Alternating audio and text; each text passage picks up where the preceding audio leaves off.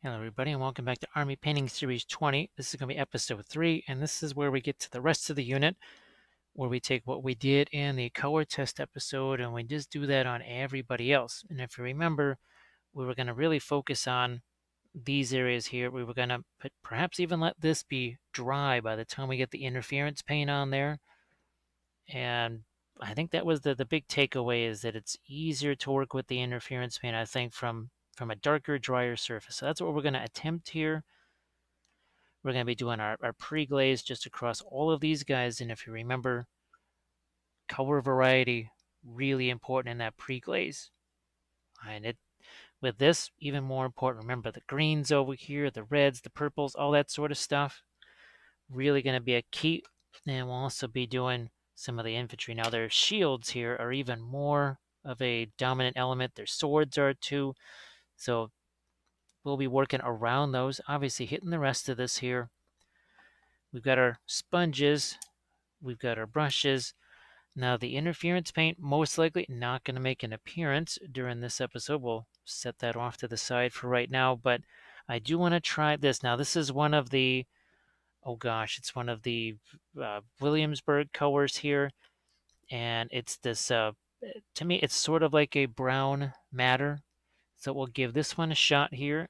Since we're now doing the rest of the unit, we've turned that into an oil brusher, and of course, I'm not quite sure if I had the cadmium yellow deep, and that's the real thing. That is the genuine article. So again, the interference blue, probably not going to be used too much during this episode here. Now, as I just kind of look at some of these things, I think we'll stick with the, yeah, we'll stick with this sort of a semi-purple here that goes down to almost kind of a reddish color here. I think we'll stick with maybe some kind of reddish color here. If we're going to do anything on the shields, I think we'll stick with that sort of reddish color there. For the gemstones, I'm thinking along the lines of something blue. I'm like a phthalo blue, because there's these little crystal type things that seem to keep showing up here and here. Yeah, the infantry have those too. So on things like this, where I've got this shield, we might try to get some kind of hints of red on that or whatever. Again, all of the swords and weapons, we want to try and also use the interference paint on them. So we're going to at least try and get some darker, say some indigo, that sort of thing on there, just to get that party started. Also, that's going to be just like these. So again, the big focus is on the bone here. And what we'll do is we're going to get all that paint out on the palette. We'll point out where the colors are. They will be in their usual spots. And we're going to do all the, well, somewhat messy initial glazes next. So let's get this thing rolling right here. And we're going to do those initial pre-glazes. We've got our opaque lighter colors up here, so not going to factor in too much. You got your white, your brilliant yellow pale, cadmium yellow light, that's the faux version, genuine cadmium yellow deep. We got the fancy red over here. This is that quinacridone brown. So again, I think it's a little bit lighter than the brown matter. We'll see how that works. We got the Egyptian violet, you got phthalo blue, cerulean blue, blue gray, our barite green, phthalo green. Then over here, lots of action's going to happen. In this area here, you got your Van Dyke brown, indigo, burnt umber, and your ivory black. Now, I was tempted to kind of use the Green Stuff World liquid pigments on some of the tree bark and rocks and stuff, because that's proven to be really interesting in the past. But I think what we're going to do is we're going to keep this all about the oils here. We might do another set. There might be some series coming up where the pigments just play a much stronger, those liquid pigments just play a much bigger role. Now we are going to be letting this also have a chance to kind of sit around here. We're not going to be wiping it right away. We're going to just try and get again, the pre-glaze on all of these here. It won't take quite so long. They're not exactly the biggest figures in the world. They are the infantry after all. There's your umber. You can see what that's doing here. It is pretty well thinned down. Oh well, that Wasn't supposed to go there, but it's going to go there now. Don't really care. I mean, if I'm worried about it, I can throw a little bit of indigo in there for right now and worry about it later. Now here, I'm just going to have to kind of shove this brush down in here. There's going to be some of these things with the shields. You, it's hard to paint it with the shields off because the shields are part of the arm. So yeah, you don't really, there's not a lot of options there, to say the least.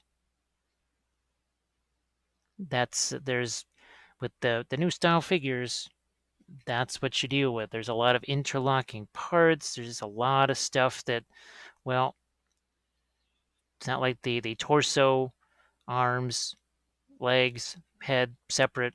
It's all sort of more like a 1/48 scale model kit, like an actual model kit.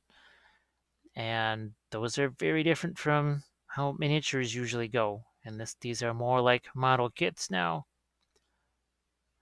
So I know that looks all just like a bunch of same color dark. It is definitely not the same color dark. We have lots of differences happening there. And like I said, we will focus for now on the infantry, where we go from the black to, here, let's get some more of the ivory black. Then we move over to, say, the Van Dyke brown. Then the umber. Let's not forget even a little bit of this here.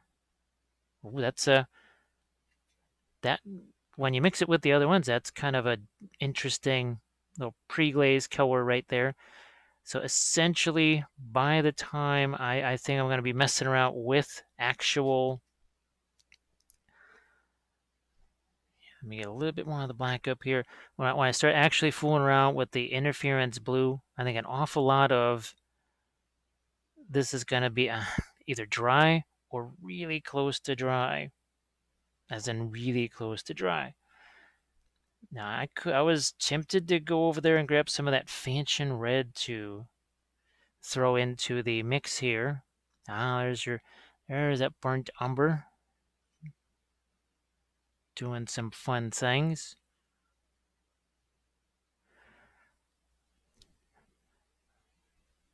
Remember a little bit of the Egyptian violet too. We also threw that into some areas. So again, that shield there. Well, first of all, a portion of this is going to just get removed. Now, when we were just doing the one figure, I think I just kept it a little bit more organized, or just a little more careful around the shields, and sort of wipe that off separately here, because there's going to be time for the figures to dry. I could just go over the top of that with, oh, I don't know, something like, here we go, an indigo, or even a phthalo blue.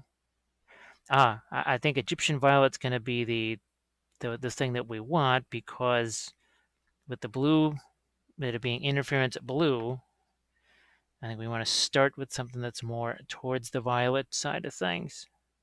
Now remember, this one of those bases that we did with the Green Stuff World texture sheet.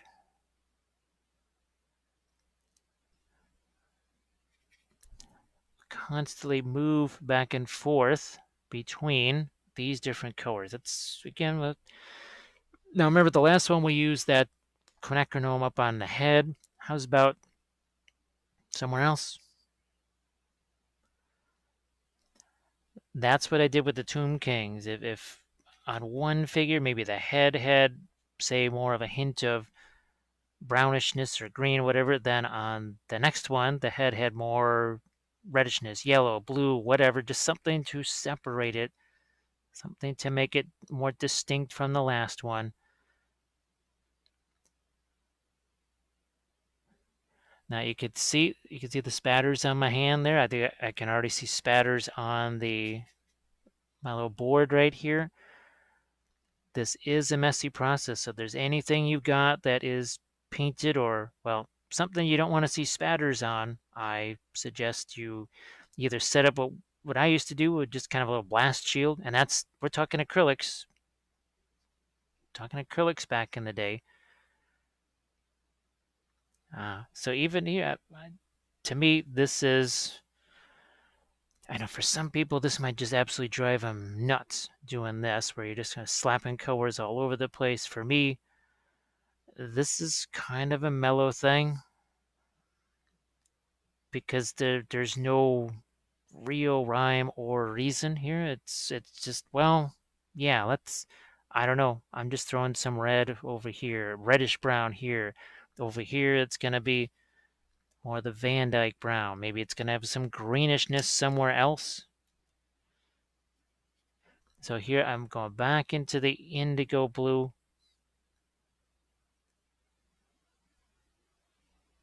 Oh, what the heck, I'll even throw some on the shoulders there.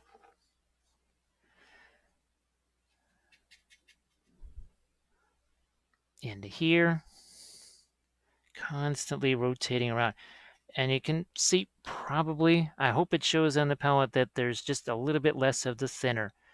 That sort of changed from the early days. If you watch some of the much older videos, you'll see me, I mean, it looks just about like a, well, much more like a pin line wash. This is not quite there, since so much of it gets wiped away anyhow. Now I am gonna start to think with some of these shields here, I'll just, okay, get some kind of a Egyptian violet going, and probably not the stage after this initial glaze, but as we start to lighten some things up. And I don't actually have the yellow ochre out here. I just, well, the jar is basically empty, and if we remember, the burnt umber and the, what was it, the yellow, the cadmium yellow deep, actually made a really nice, really made a nice ochre color.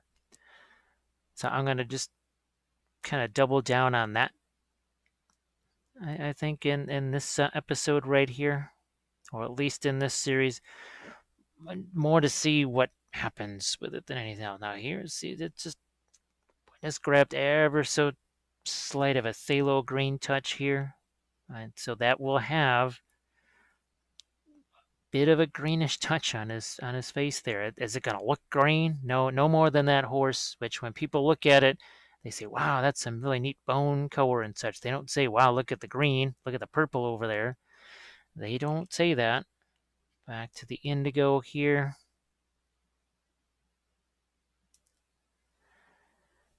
Where's my Egyptian violet over here? And I realize it just looks like it's a mass of all the same dark color. When we start taking this stuff away, well, that really is gonna, that's gonna really reveal it.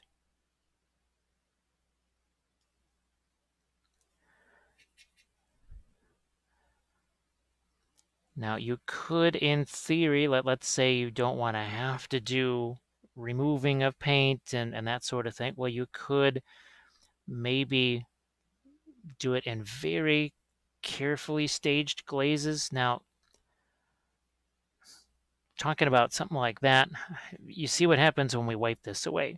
Remember what happened with the, and we wiped all that stuff away and we said, gee whiz, it could practically just be like this. For some folks, they would be delirious if it just looked like this, even with maybe just a few scattered highlights on it. So we're always kind of with here going, well, could you just, in theory, stop after episode 3 or 4 and not go all the way to episode 5? Not every series works that way because sometimes episode 5 has some serious amount of basing in it. This one right here, the bases are so integrated into what these guys are, I don't know if that really, that doesn't really work here or apply here.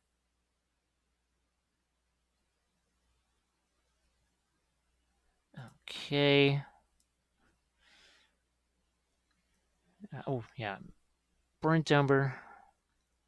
Up there should give it some nice reddishness.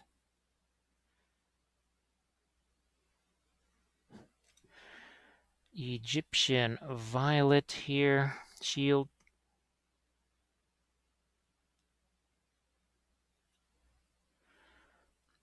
On the shoulders. Again, it's all just mixing.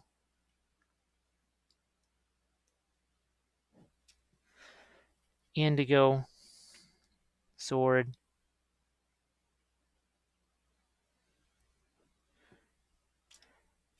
Back to some umber for the top of the shield here.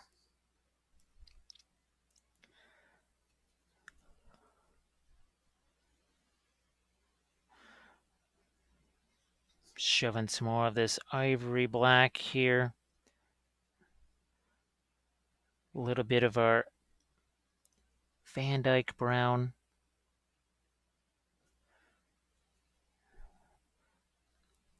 Using up that reddish brown. Definitely using up a lot of that. And by spreading all of these colors just a little bit everywhere. Wow, he's got some armor on his... Yeah, a lot of them. I guess I just didn't see quite so much armor on the arms of the other figures so far.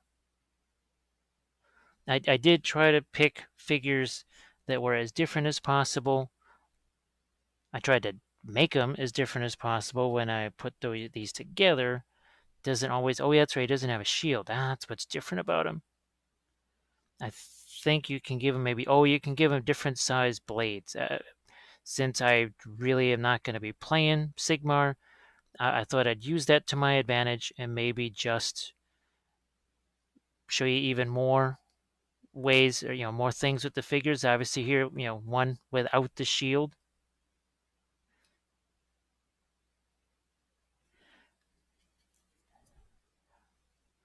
Yeah, that definitely... Okay, so a much bigger story. I forget what the name of these guys are, and I apologize for not really knowing the names of certain things, but, well, there's so many different game systems that I have to do stuff for that it's hard to remember. Well, it's easy for me to remember the bolt action ones just because of, well, history and all that kind of stuff. But it's even hard to remember what's in all the Middle Earth stuff. Back to my Van Dyke brown here. Umber. Another one of these texture sheet bases.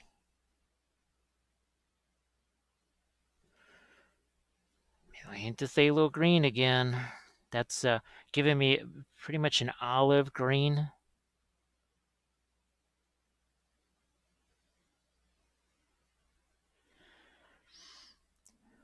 Umber again.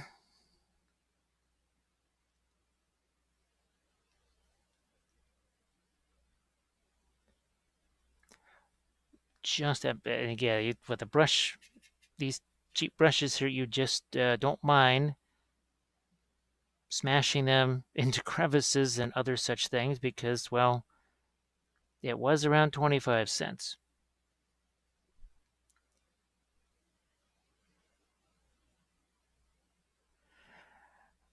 Back to a little more umber to finish this off with a touch of red here.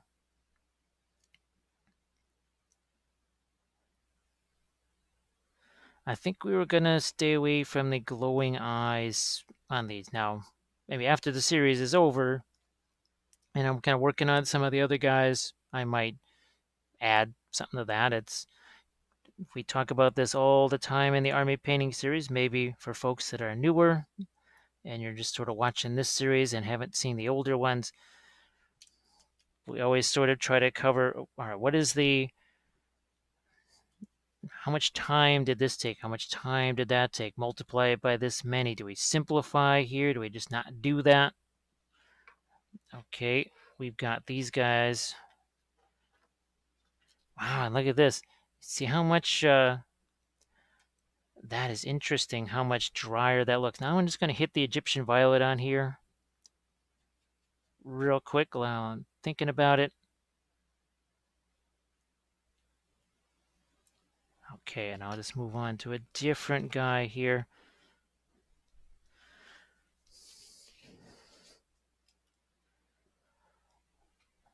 And we'll start to remove some paint.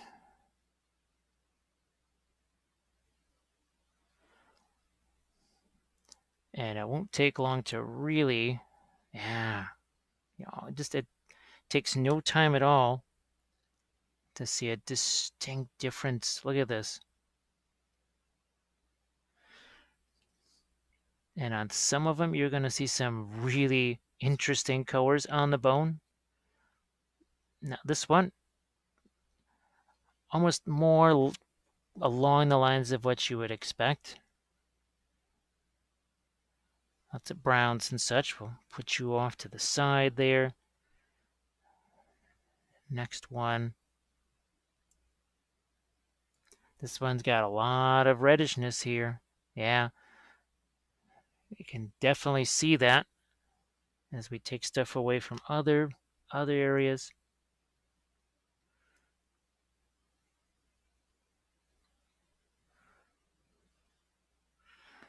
Who knows? Maybe, I don't know, I probably should have thought about cutting the sponges maybe in even smaller pieces, because these guys, well, they're a little bit smaller than the cav, and it's a little tough to get the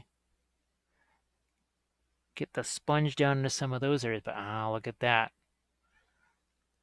So in theory, heck, you could even just, if you wanted to, let's say there was like a time crunch or whatever, what you could do is actually just take these, if you let them dry, then you could just put some acrylics over the top. Let's say, okay, I do this, and I know in 4 days, no, in 2 days, I have to go play. Well, you just let this stuff dry, because this will be certainly dry by the next day.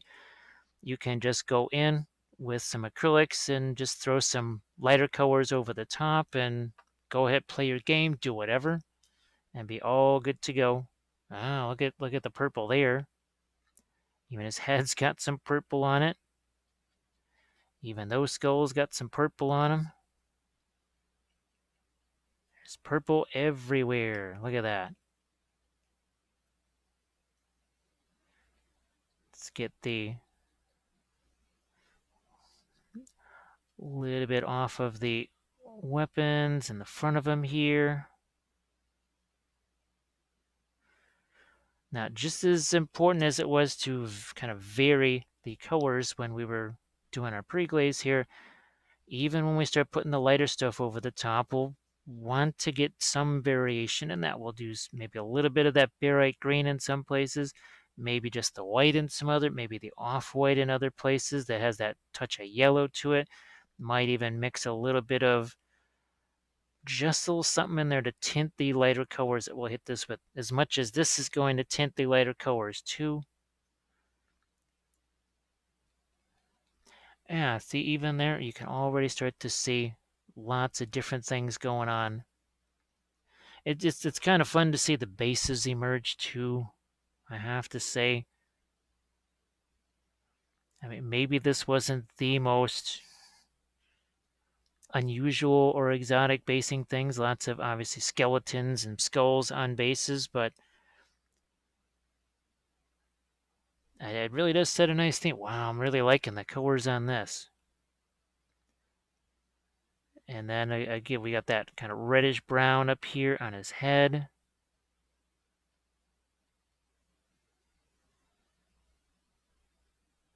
So something like this.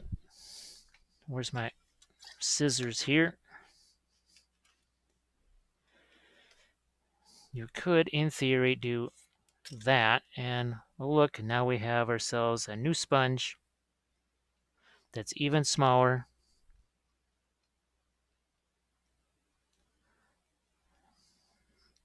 And that's that. Now let's hit our cav here. I'm just going to get this guy because we put that extra stuff over the... see that? I gave it a few minutes, and it already... look at how it took only a few minutes for that to be stained purple. Wow. Really nifty. All right, those guys, we'll let that sort of set for a bit. And next up, we're just going to hit these guys right here with the same sort of initial glazes. Now, these we will be a little more targeted with because, again, bigger, more separated identifiable areas. And we'll do that next.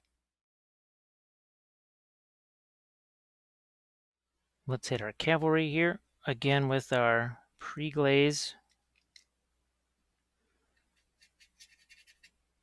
Umber here to start. And what we're going to do is all of the bone areas, stuff that doesn't have, say, a shield, this stuff here, the armor, we are going to try, sorry about that, we are going to separate this a little bit. And really going to be try to be aware of changing those colors right. You see, on that leg alone, I've grabbed a few different colors now. Look at this. Phthalo green over here. But because it's mixing with the other colors, well, it's not obviously green. It's kind of an olive green. That's, I think, one of the reasons why you don't see that color anymore. It may be coming back for other things. It's one that I used to use in pre-glazes an awful lot, and I haven't used it in a while. Basically, what happened was that the container kind of ran out, and I just wasn't really using it anymore. There was other things. Now here we're just sneaking a little bit indigo blue there, but it's mixing in with everything else that's already there. Back to some of the umber now.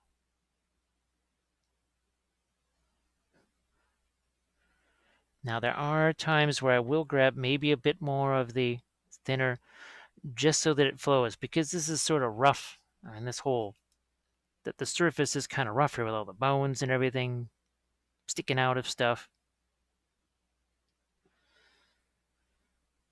Back to our Van Dyke brown here.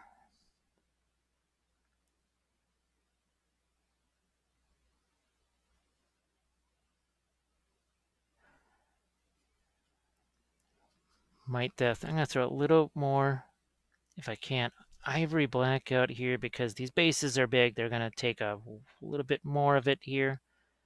That is a freshly mixed ivory black, so it's nice and thin.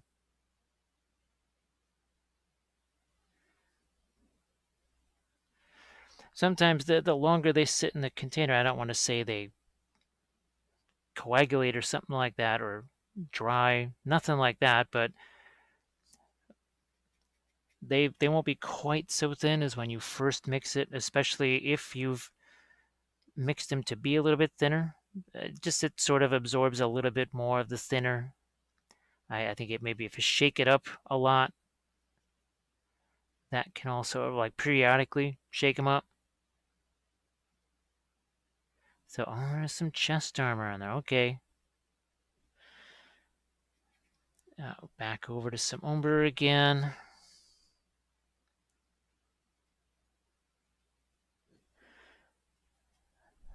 Some red over here. Well, reddish brown. It's not red, not like fanchon red or cadmium red or anything like that, but reddish.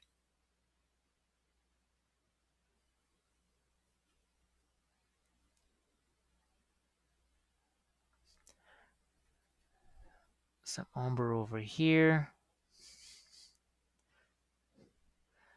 And to just help that flow across the rock here, that you can see, added a bit more of the thinner to the black there, just so that we get down into those crevices. Our lovely tree bark bases here. They are pretty darn absorbent surface, even with the primer on them. The plastic here, obviously, we've talked about I think it's the 3D printed stuff that actually is kind of absorbent and soaks in the oils, whereas the plastic stuff it's going to have a bit more resistance to it.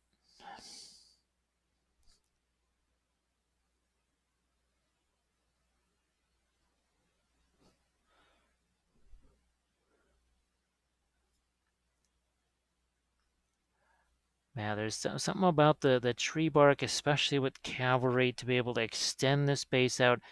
It makes it look a little more dramatic. It makes it a whole lot easier to actually place that cavalry figure there.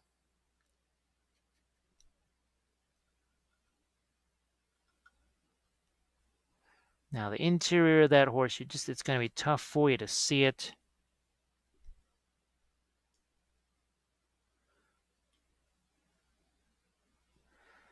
Where's my, there's Umber here.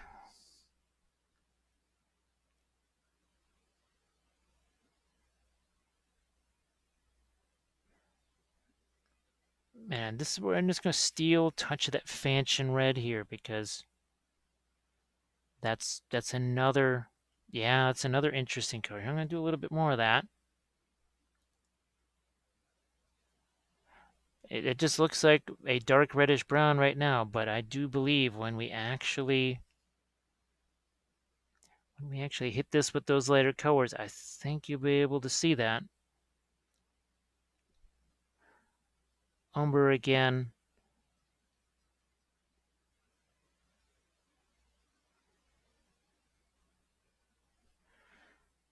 I do believe I need to thin that down.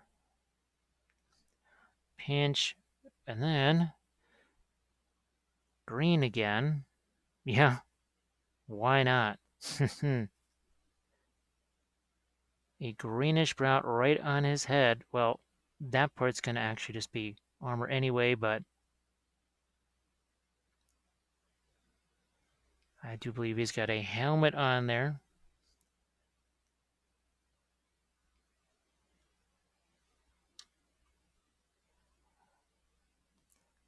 And in some cases, I just want to be sure that I have the darks where I need them to be and everything is just kind of filled in here.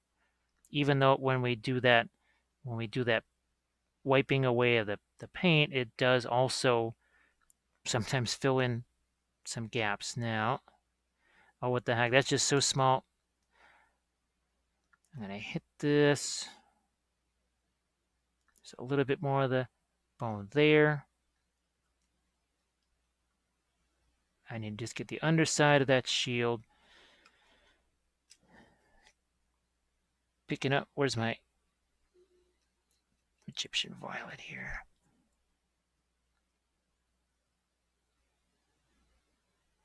Over the top of this now. One thing I just did see, that even if there is another color already in place, if I put the Egyptian violet over and I leave it sit there, the Egyptian violet will actually sort of overtake it and still stain, even though there's another color in that sort of same area. We're really going to put that theory into practice here. It's something I noticed on the one guy when I did his shield. We're really going to find out here on these guys, especially with these different little armor bits and like here. Again, I realize it looks like it's all just the same mass of dark, but it is not. Indigo for the sword.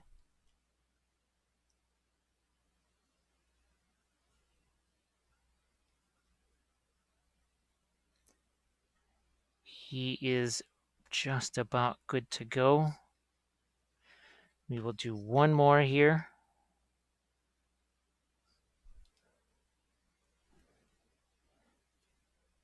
Let's just start attacking this base right away. There's quite the collection of weapons and such on this base.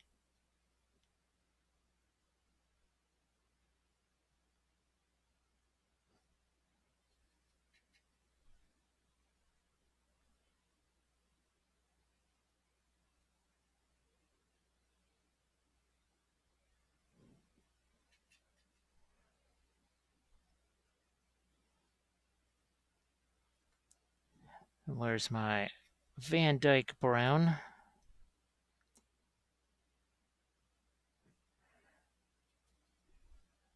More the ivory black here.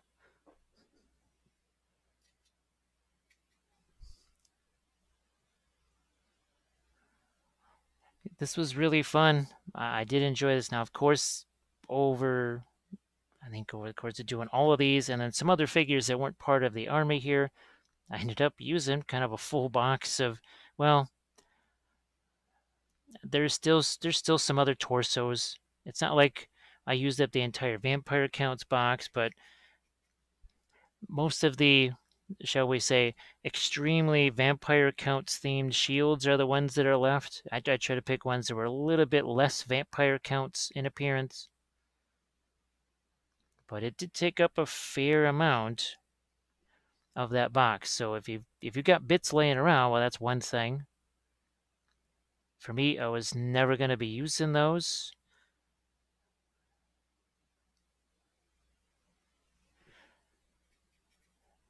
But in this day and age of 3D printing,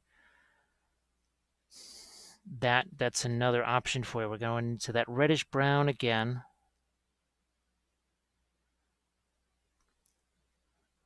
Where you find on Thingiverse or any one of your printing sites there that offer the hopefully supported 3D printing options. So we spread that red around. Now back to the umber here. You find something that maybe is something that skulls, torsos, things that could be some kind of battlefield casualty or whatever. Now we're adding that green to it here to switch it up. But remember, we always have some kind of red in there too. It keeps it from becoming just too much of a, well, bright green.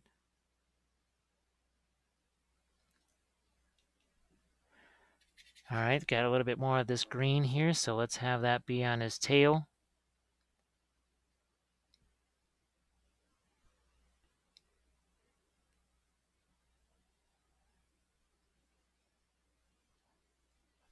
And let's go back to some Van Dyke brown here.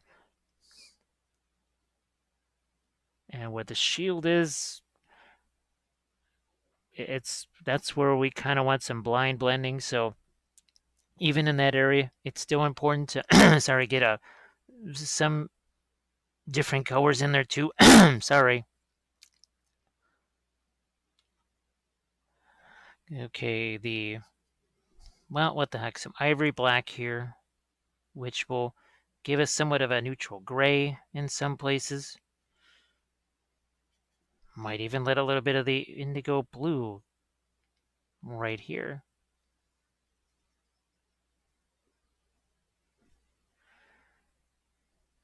Back to some umber.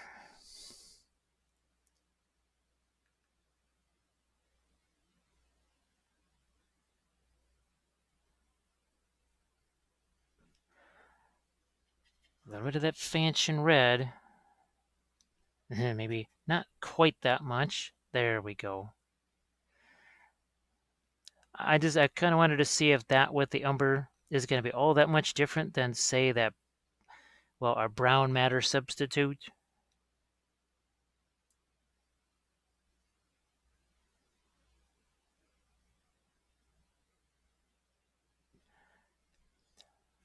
Back to our umber.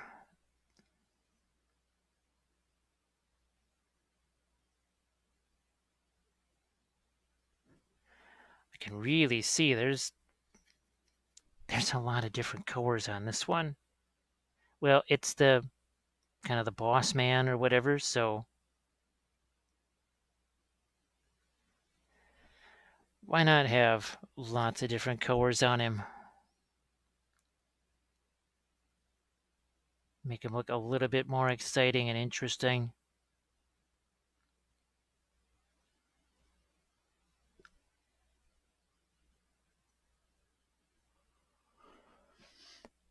Well, it's, yeah, I'll take a touch of that red over to here.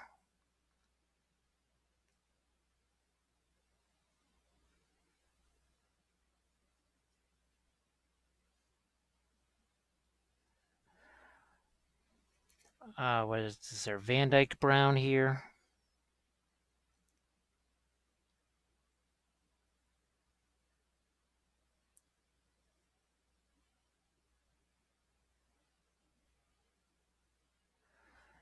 Well, let's just get this. Looks like a a plume of fingers. I do believe that's what that is. Indigo, sword,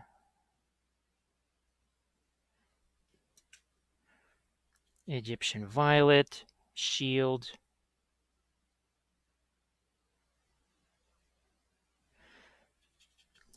cloth.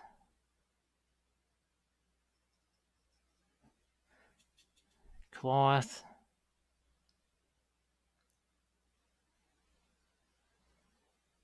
And whatever we can get onto his shoulders and chest and helmet with that purple again.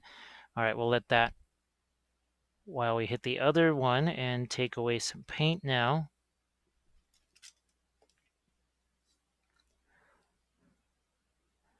And this is where we see all the fun different colors start to emerge.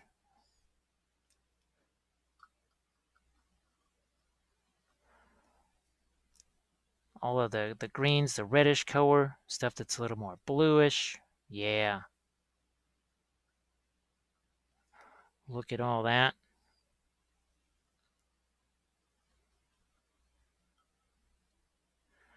I can see our purple now.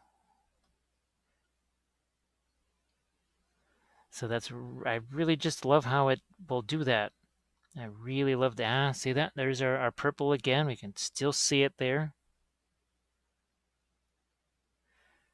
And essentially, if I just kind of wait for that to dry and we hit our interference color over the top of that,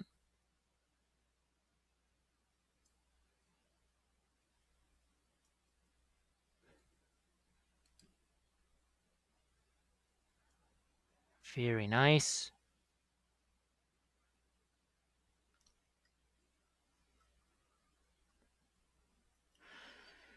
There's some of the smaller sponges just to try and get down in. Yeah, I can see even on his shoulder pad, I can still see some purple there.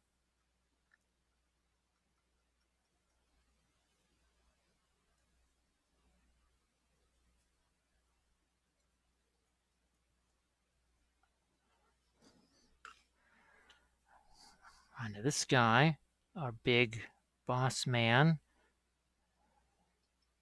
Nope, I see I forgot to. Well, we'll hit that there with some purple, and we'll just let that there for just a bit while we do some other stuff. Here we got plenty of other things that we can hit in the meantime.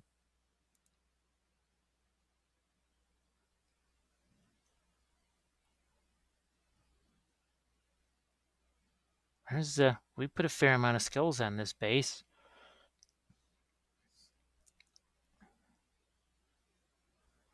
You can really see the green start to show through here. But in the shadow areas where we leave that darker color behind, I can see another nice little transition emerge there. Look at this. This is going to be, so you got more of a greenish on this side here. Look at that. And a good portion of that is that quinacridone brown. Ah, boy, that really didn't take long to, wow, that really took hold fast. So what I mean, some of these colors really qualify as a staining color. Now, just kind of like the same thing with the brush, with the sponges sometimes, with a color like that purple that is so intense, if I keep wiping with it, well, now I'm just going to spread that purple everywhere. So if I don't want it to be absolutely everywhere, I have to just keep grabbing fresh sponges. That's one of the reasons why, well, cutting the smaller ones because it does make it easier to get in these areas, but it also, like here, see the purple got over onto the leg there. Same thing with this guy, but kind of taking it away. This in this direction here.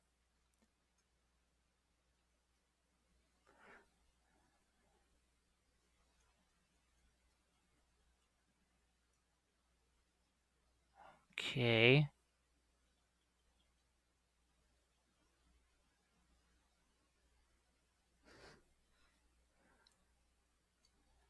Taking away a little bit more over here.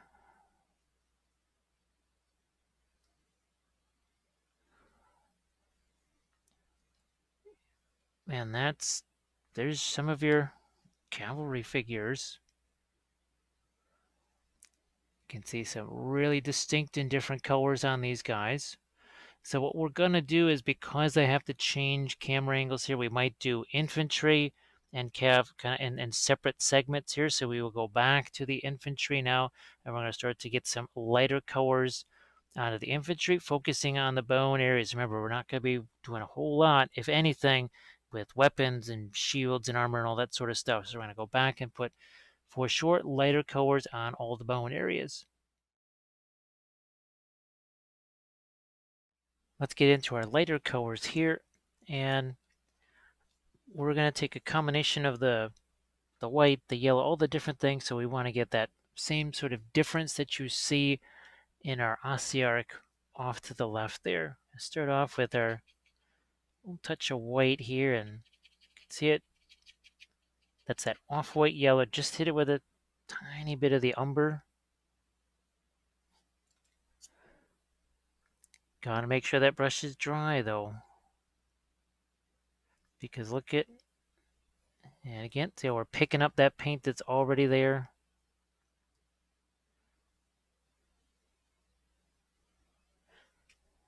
Here, let's I am going to snag a different brush here, I think. No, that one's not going to work either. Remember we talked about our green, that barite green. Okay, we'll take some of this away. See how it's picking up what's there. We'll hit some of our skulls here. Ah, look at that. It's got that, it's got a lot of purple in it. This guy just can have a bunch of purple in him. Of course, we can do this. We can do something like that. We just took a bit of our, that's our genuine cadmium yellow, so that is why we are going to maybe just keep this where you can sort of see it. So instead of wiping it on my hand to take some of it away, well, I just wiped it on that little chamois sponge there. Ah, look how that changes. But it's also mixing with the purple, so it's creating its own color there too. Creates its own color. Yeah, look at this. Now, we won't go too crazy with this, but we'll come back around to it. Back around to it. Now, I'm going to just start off with some of this yellow over here.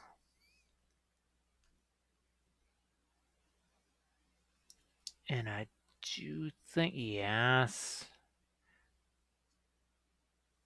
interesting little brownish coat. Maybe I'm going to take some more out of that brush, but that's it for as far as, what is it? Look at this.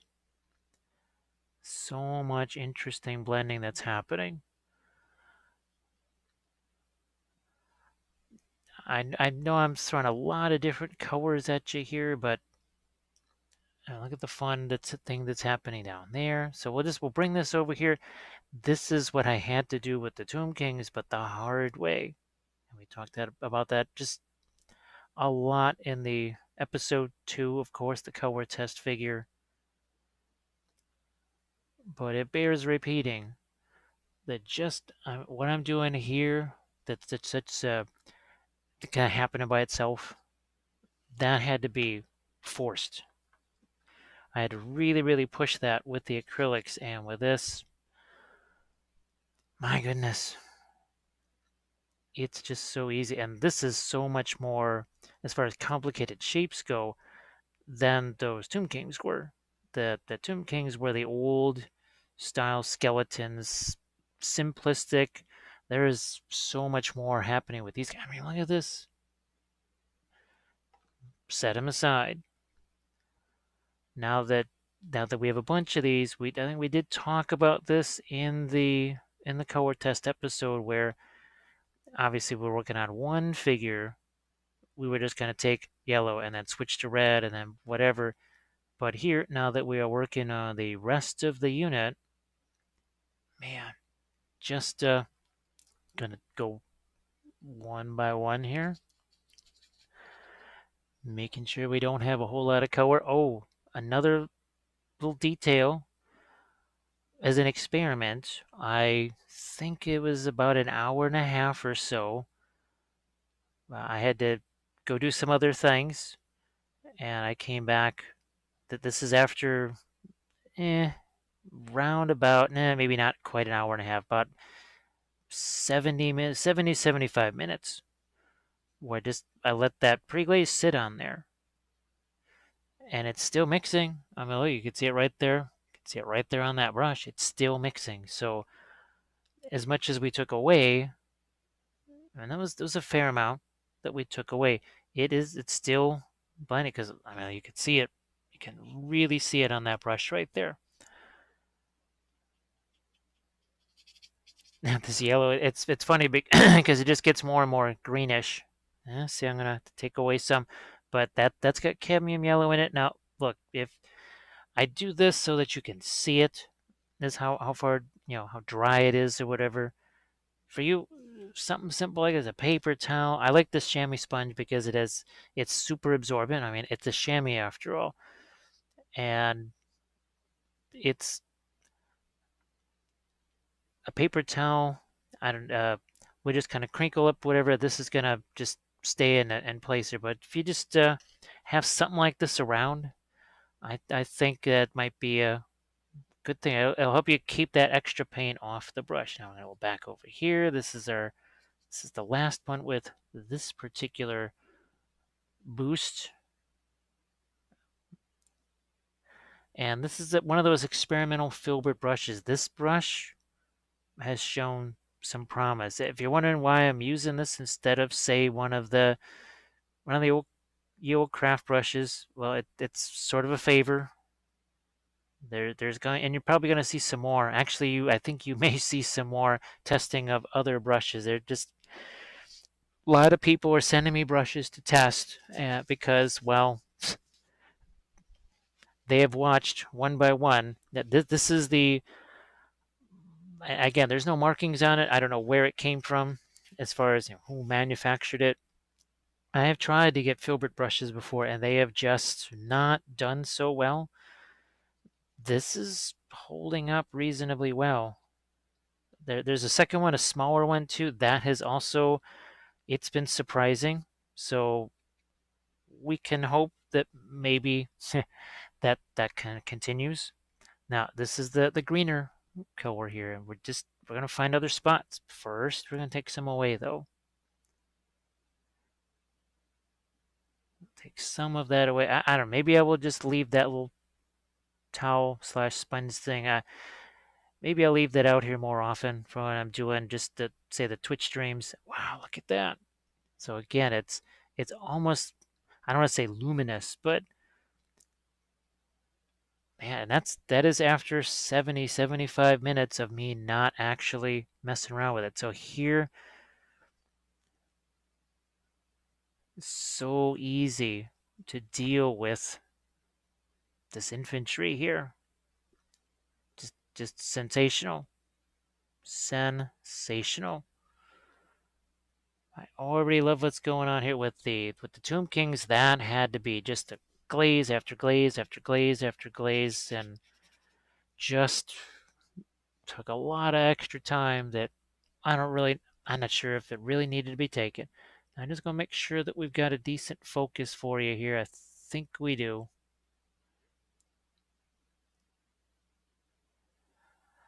I will use a little bit of this green on some of the rocks here too. Wow, look at how much of that dark color it's picking up. My goodness. So again, we hopefully have removed the excess, and we go back in here. At first I was going to do some of the other Ossiarch characters as maybe metal or whatever. That's kind of the specialty ones, but something tells me that I should maybe just keep going with this sort of bone colors and oils. I think they could make some interesting projects for you guys to see.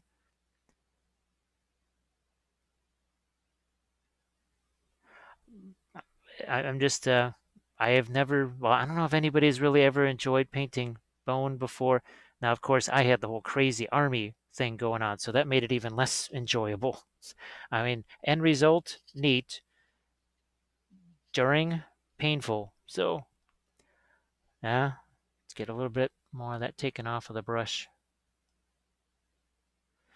This right here, not painful.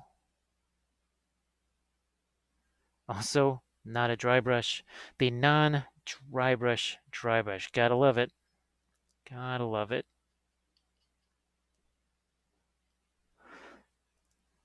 But what it does is open up so many more possibilities. I mean, even beyond just, well, this army right here. I think this just shows me, especially if they can get this kind of a brush mass produced here.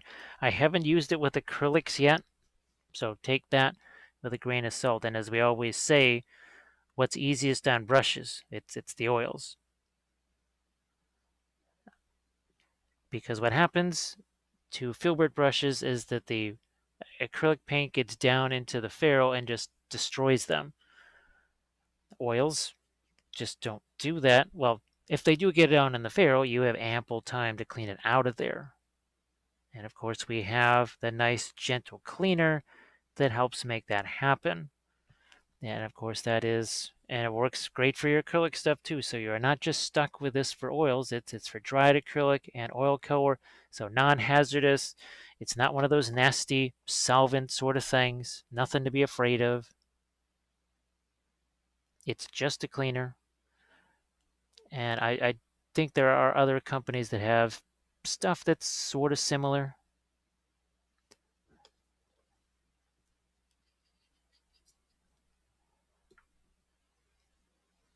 Continuing on, this is that barite grain again. Look how it's being affected by that pre-glaze there. So now you know why I think I've been trying to, at least in these videos here, trying to take a little bit more time in between, say that the applying the pre-glaze, then wiping it away. I don't have that option on the live stuff, unfortunately, but at least here I do. Wow, look at that. See, it's another case where so they do. Okay, I'm just looking at this. They actually do have some armor there. All right, good to know. Good to know. I knew that the cavalry didn't know if these guys also had a similar thing going on.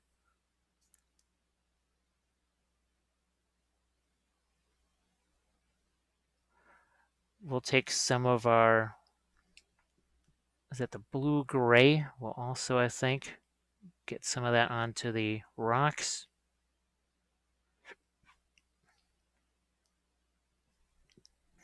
First, however, we'll just take our paper towel, get that stuff out of that brush.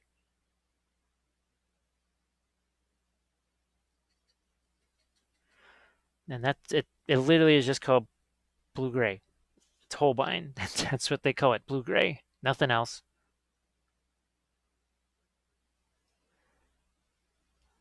I don't even mind if it gets on some of the bone. It gives it more of a ghostly color.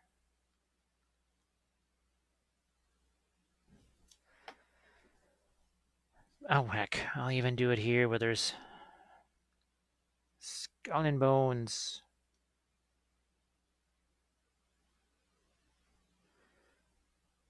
Why not?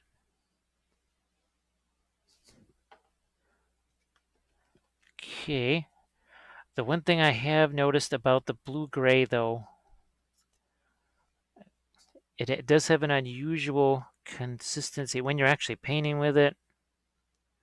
I've not been able to really put my finger on exactly what it is that is a little weird about it.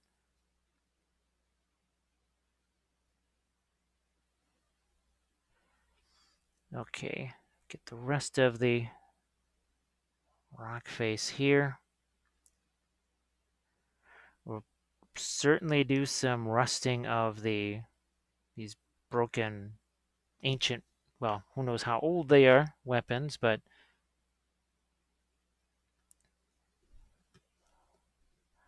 could it just could I just be using cerulean blue with this? I could, but I need something else with it because the cerulean blue would be very much a sky blue. This has some red to it. There is a sneaky bit of red there. There are no pigment colors to read off on the Holbein container. So I can't tell you because there's no numbers to read for you. They do not exist. Or at least I'm sure you could go look up on their on their website. Okay, let's get this. Look at how much of that just got onto the brush there. So we go back, we clean it up, and we don't always have to be highlighting the rock necessarily either.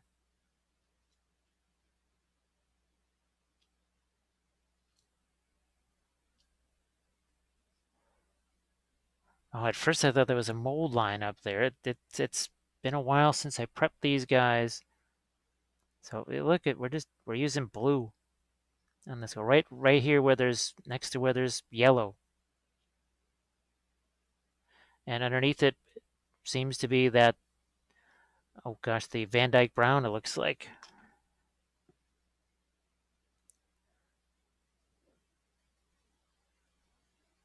a little more of this here. Oh, let's get some of these skulls here. Let's get, again, that starts out blue there. It goes, or more of a yellow up there, down a blue here. So much easier. All of this color, so much differential here. And we're really getting started.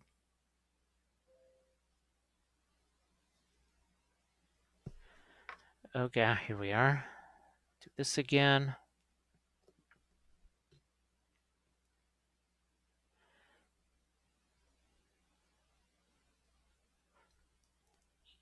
Interesting, a little different. I was looking at the armor there. It's a little bit different than some of the other guys.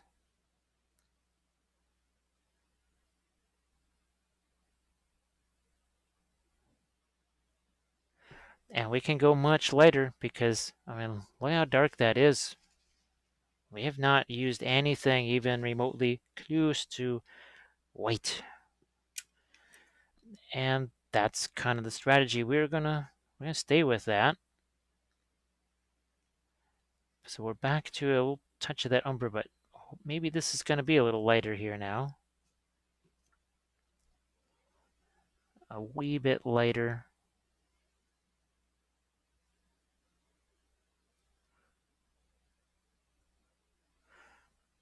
And what we'll do next after this, same deal on the horsies. There's much more going on with the horsies, so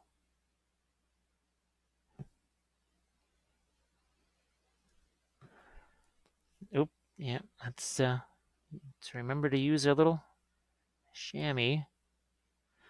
I think you can see now that we're starting to get some of these lighter tones in here.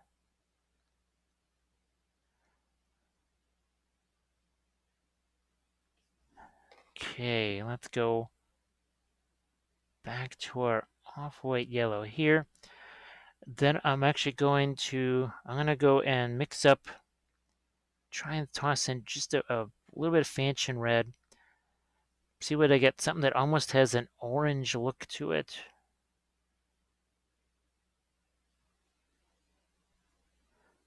So I think, yeah, I can tell it's almost like his face is highlighted there. It's just, I literally took the brush and went like that, and I say directional brush strokes. Really important with something like that. You can see I'm using a brush stroke that kind of goes this way as opposed to just the same way. Almost kind of going opposite of the direction of what it is I'm actually trying to get the paint on.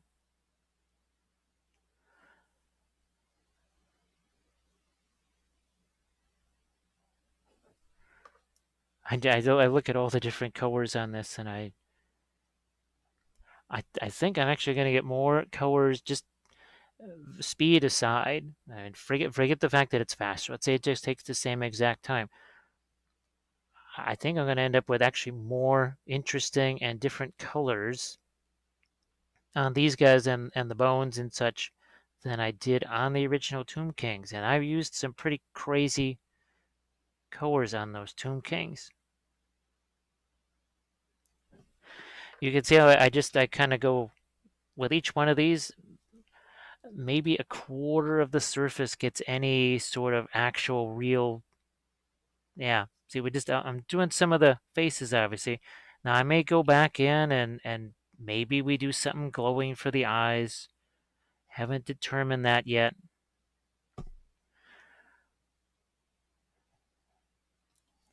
Also, not getting this completely towards a, the highlights either.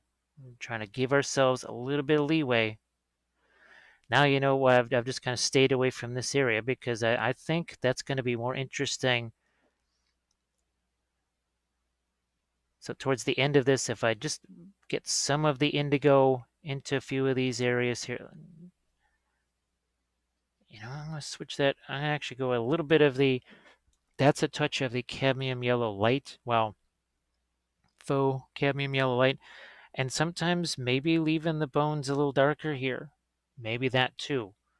They don't always have to be that sort of ivory colored, for lack of a better term, bone. Yeah, maybe his foot's just darker. Maybe it's just darker.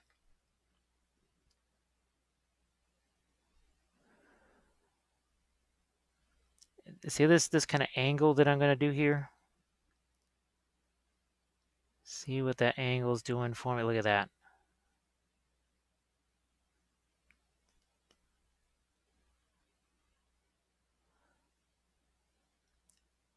Okay. Catch some of his arm here.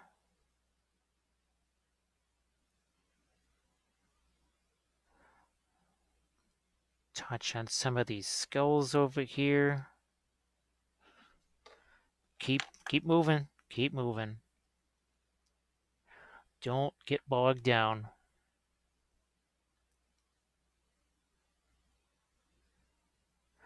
And we'll probably do some of that sort of burnt umber glazing as well. Remember how that created interesting sort of a aged look on our big horse that we did?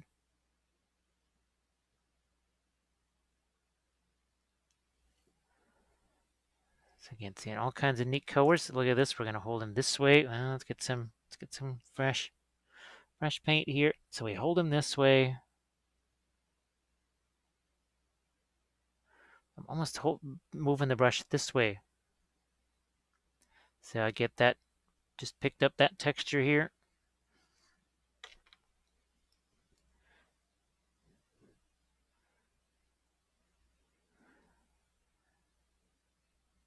Let's get this.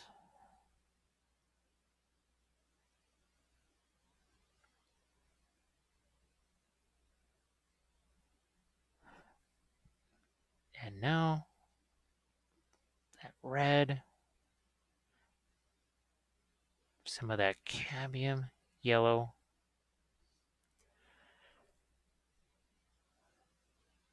And we're going, hopefully, we're creating something that kind of gives us a bit of an orange here. Part of it is I would like something that actually maybe would, what would you say, counter or contrast with the blue and the purple, the blue interference color, the purple that's going to be underneath it.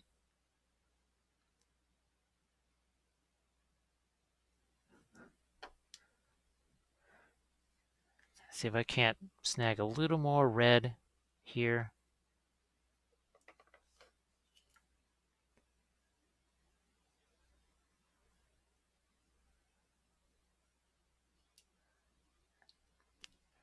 Where's my off-white yellow?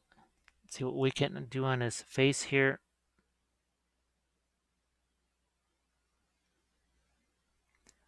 Okay. Back to this sort of orange type color.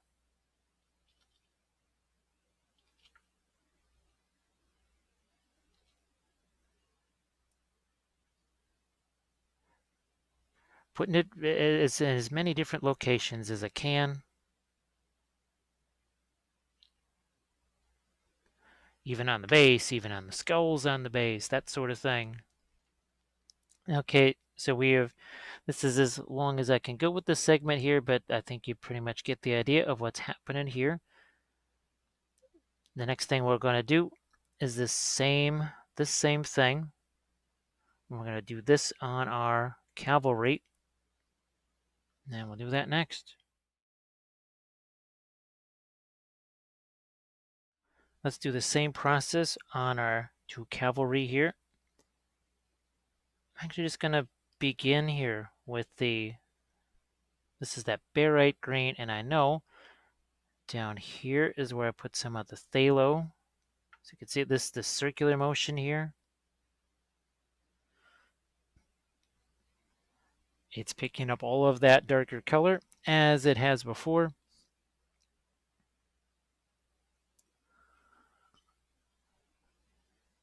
Trying to maintain as much difference as we can here.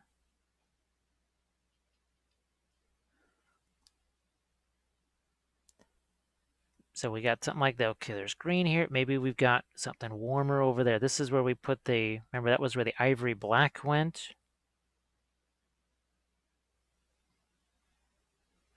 Sometimes it is interesting. Okay, so that was sort of lighter green over the darker green. Sometimes it's interesting if you have it be, let's say it was more of a burnt umber glaze underneath it. Do the green over the top. Sometimes you get an interesting result that way as well.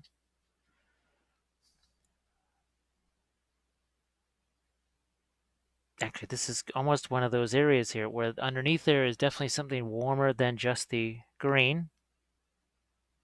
Look at that. But I have to go back and get some fresh color here because it did pick up. And let's get some of our off-white yellow in there just to. So we've used a fair amount of our barite green here. It's crazy seeing these skulls inside the legs here. That's pretty funny.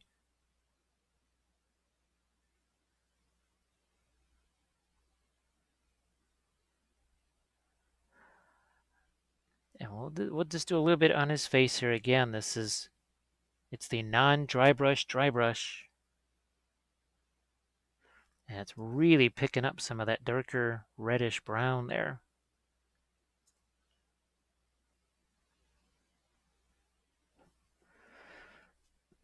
Let's shift away from that. Let's take this blue. Remember our blue gray here.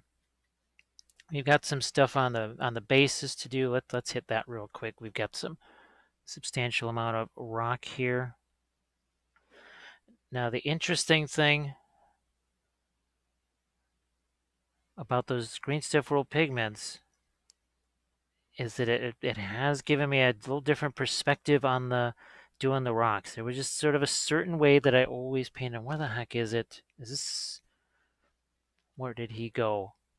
It's this thing. Yep. As much as I like this, it's the lighter stuff. Oh look, we have skulls on there. This is kind of neat, right? But this is how I always painted around all the time. I mean, every single time that is how the slate stuff was painted, and the green stuff world, those liquid pigment things, they got me thinking about it a little bit differently. Where the rock is sort of darker on the ends here, like here, it's okay. It's kind of naturally just going to be lighter towards the ends, like this. However, wow, look at how much darker colors on it. It has gotten me to think about it maybe a bit differently. So Not quite sure the best way really to have that take place with, say, the oils. The oils are pretty efficient at doing, well, this, right? So that, but the liquid pigments, that's actually something they don't do well. They sort of do the opposite well.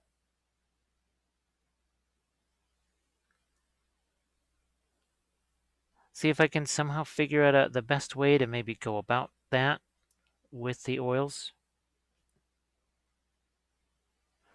So again, this is the Holbein blue-gray. Remember, there's more episodes coming here yet, so as neat as all the things are that are happening here, remember this is still just kind of setting up the next. Oh, look at this. See that? Putting the bluish color over the top of that more reddish color. Now let's get the paint out of the brush here once again. Paint out of that brush. I'm going to go into some of this. This is the cadmium yellow here. Wipe away our excess. Also, thinking about the yellow here. Why? Because it's next to that purple and the interference blue. I'm just trying to make this maybe stand out in front of that purple that's there. See, I like this, I don't want to say, but that kind of grayish color right here. So I'm going to stop. I'm going to get some of this back here. But again, I got to keep constantly going back. This should have a substantial impact because, well, it's the real deal cadmium yellow. So, see that nice little, again, contrast against the, up there against the sword. I was hoping that maybe some of the interference blue mixed with the indigo would almost give it a, for lack of a better term, an obsidian look. I know we tried doing that in the first one. It's sort of gets, look at this. Yeah. Now, I don't know, that does almost look like metal in a way. This is what I was really doing on the Tomb Kings. It's just stuff like this, where you don't get to, it's not easy to identify the colors that are happening there unless you just kind of really stare at it and study them. Okay, we're back to, you know what, what the heck, I'm gonna steal a little bit of the, was that the cadmium yellow light into the cadmium yellow orange.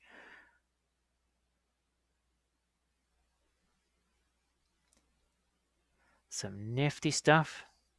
Nifty stuff is happening here, and it, again, you can see how it's blending. It sure as heck is blending.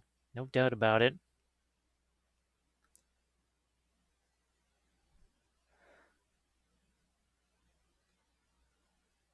Sometimes that's it. I mean, that's as much as I'll do in that one area.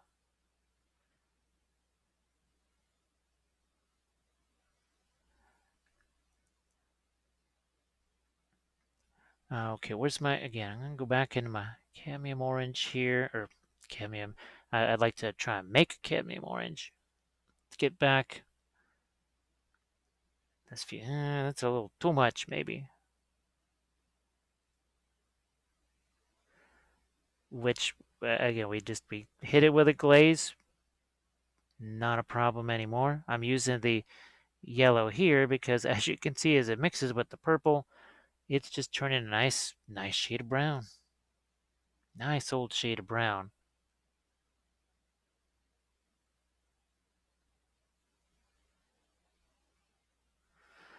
Okay, so maybe no more with that yellow. We can always come back to it. I want to hit this Fanchon red.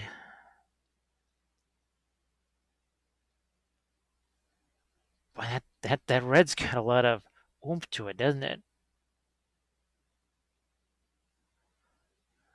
That's right. And that's the Williamsburg fan chamber. I'm gonna have to get a regular size tube of that.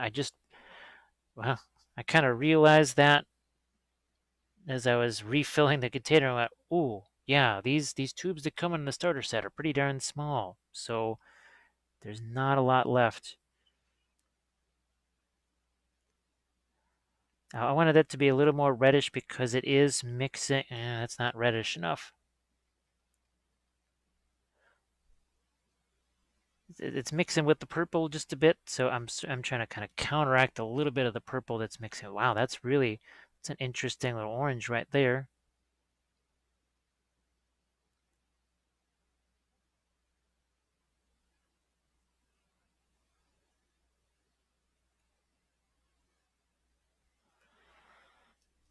Okay, let's grab our other guy here.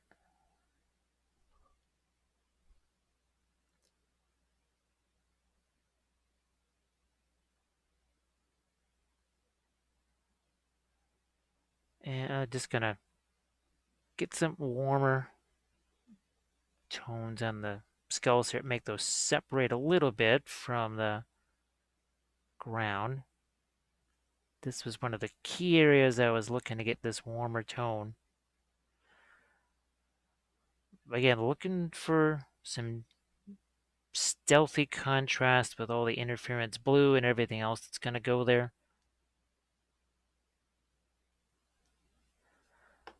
I'll take this out of the brush, and you notice how many times have we gone into anything that resembles cleaner aside from 0?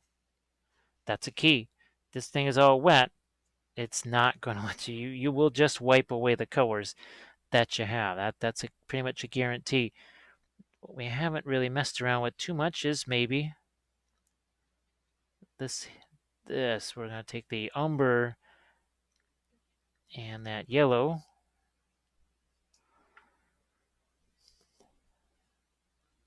And as you can see, there's a couple of areas that I sort of saved for this.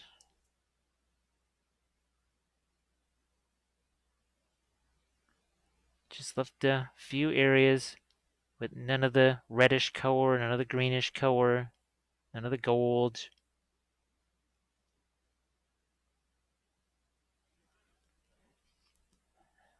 Right away makes an instant difference there. And this is still a relatively dark color. I can't emphasize how not close it is to white.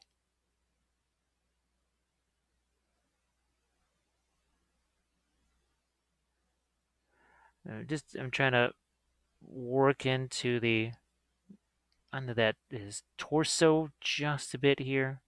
Again, if too much light color gets in there, we toss a glaze on it, and it's so much the better for it. So not a problem.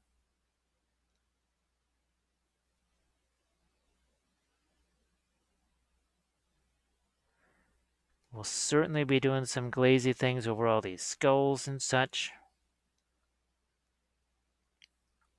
Gotta go back, get some more.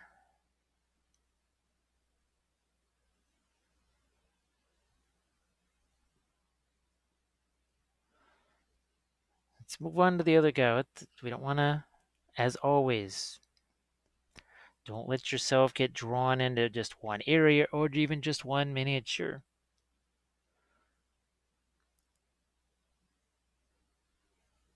When you see me on those live sessions, whatever, just working on one figure, sometimes it's because, well, I'm trying to do it. It's some kind of new release promo thing or something like that, and I can only just do that one figure. That is not ideal. Or it's a commission thing or something like that where I can only just work on the one figure. My choice would be to have just dozens of them out there, but it doesn't always work that way. So here you can see some of that purple is mixing. Wow, there's so much on there. Actually, I'm just going to wipe some of that away on the paper towel first.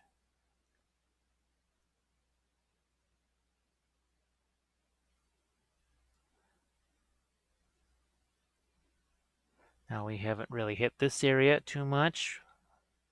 Get that real quick here.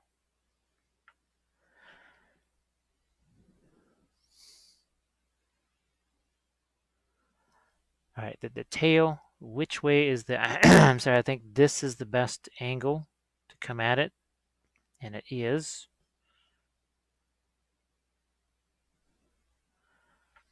So some of the bones up here, we haven't really done this too much. We're going to change tactics here. We're going to grab just a little bit of indigo into that. Yeah, we just changed that to almost like a bluish gray.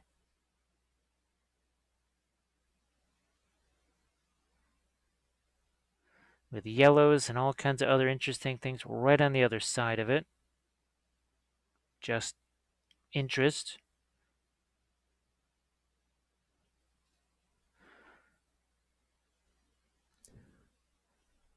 Take away that excess. Let's see if we can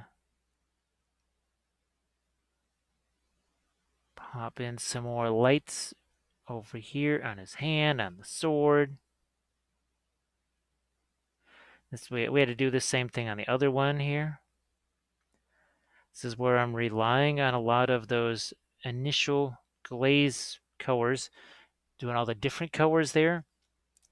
Just relying on that to give me some difference in the colors.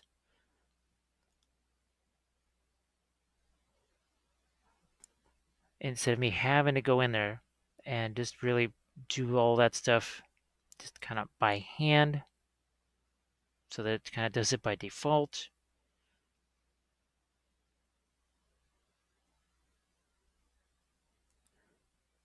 Now, one of the last things that I will do here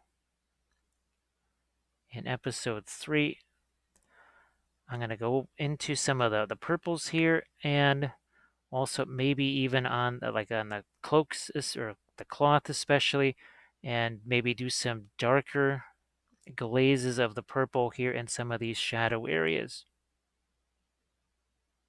So that would kind of be next on the menu.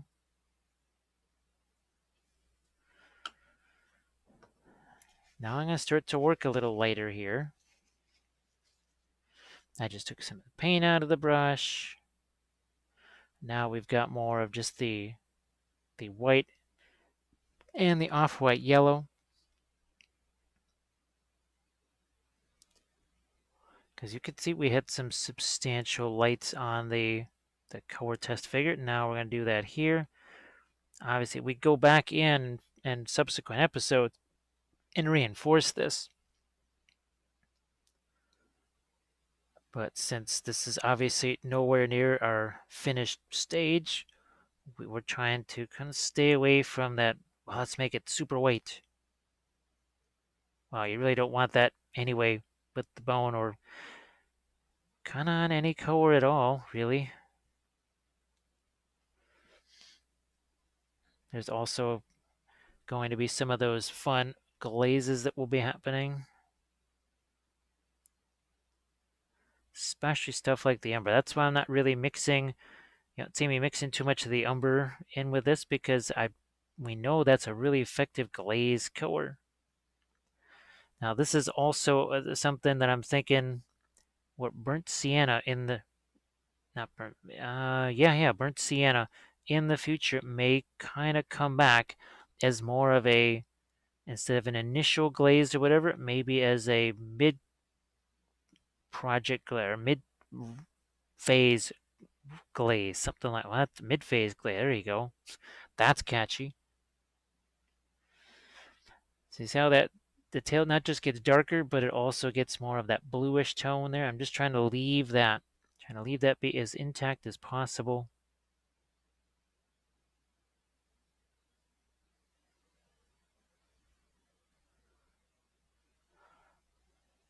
Kind of a nice gray there. I think we can get this to keep that greenish tone if we, yeah.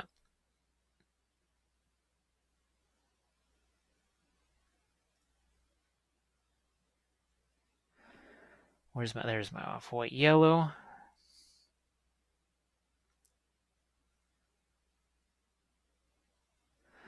I think you can see our purple's really starting to stand out now as we do this.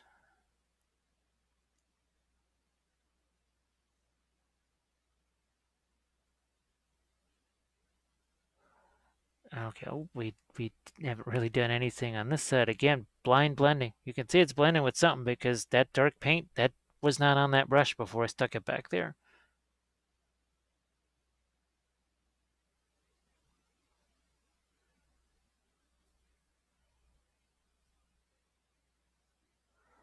So yeah, stuff like these little, I'm guessing, fingers here, those would be, I think they would really benefit from some fun glazes, like maybe a sienna glaze or the umber glaze.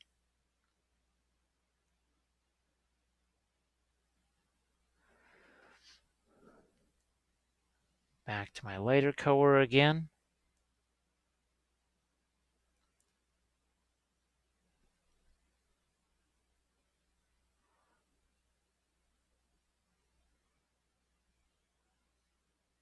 Picking out some nice darks here.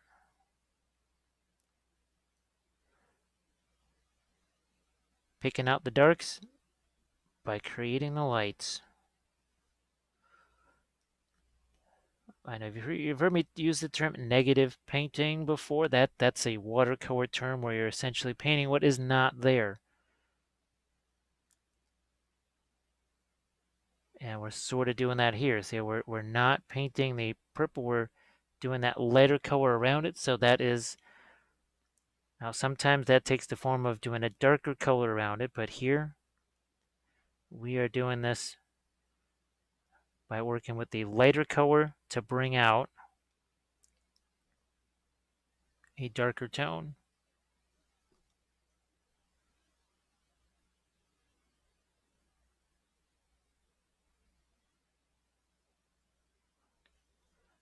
Okay, we'll go back to our guy here and we'll just do our last bit of lightening on him before we go back into, we've got some purple cloth to do on our infantry too, and I think we'll be able to just do all the purple on everybody. I don't think we'll have to break it out into infantry or cavalry.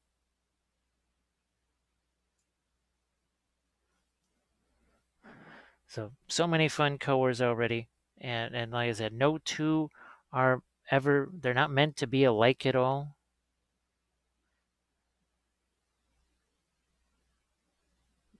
Maybe I'm just well, I know I'm unusual, but for me, I don't really like to have each figure in the army be the same. I like to have them different. Yes, aesthetic, but the bigger reason is gameplay.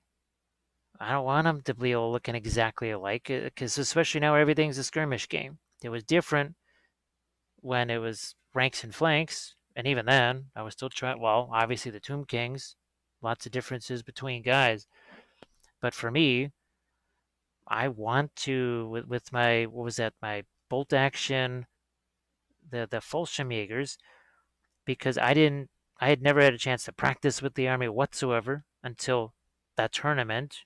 The tournament was the practice. I didn't even know if I had enough guys to match order dice. So each guy was essentially color coded. The color, everything was different. Their uniforms were all different because guess what? And by that time of the war, a lot of them were just wearing all different stuff. One unit, you could have, everybody has basically a different uniform, especially with the Fallschirmjägers, because of their location, the time period of the conflict, everything else. So that was as much, yes, it was a visual thing, and it helped them get the best painted, but it's helped a ton. I would have been lost. There's no way I would have been able to play those games without losing track of who the heck was who, without color coding them. So something to think about. It's not only about the aesthetics. There's practical reasons for this too. That's why we do these army painting things. Yes, to help you have nice looking armies, but nice looking armies in a reasonable time period that are still playable, or maybe even more playable. Maybe even more.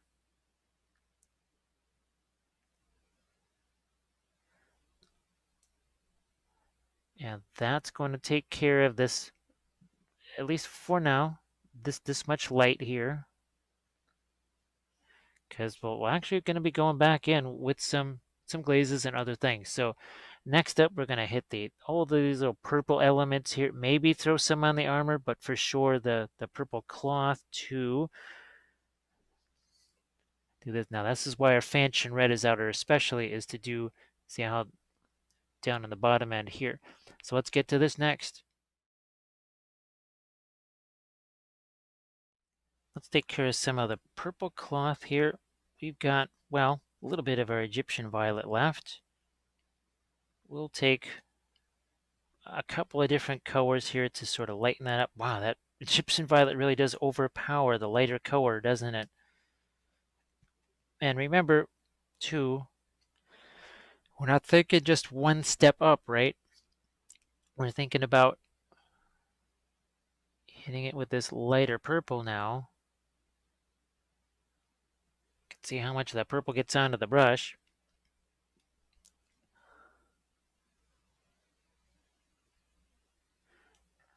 Over here. Because if we're just going to go one step lighter, that's an acrylic thing. We're not doing acrylics here. We are doing oils, which means, you know what? Just for funsies, I am gonna toss it. Touch of this lighter purple here. I'm gonna do probably some glazing too.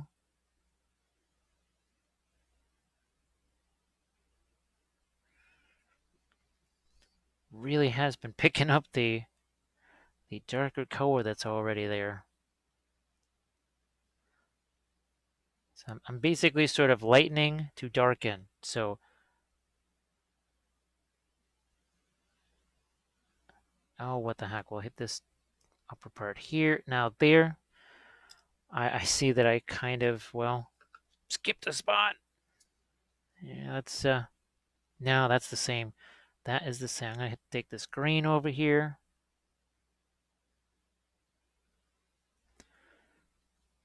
Just super quick here. That's the barite green.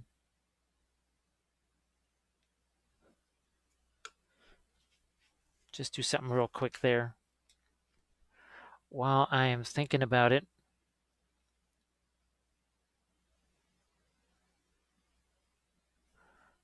next up,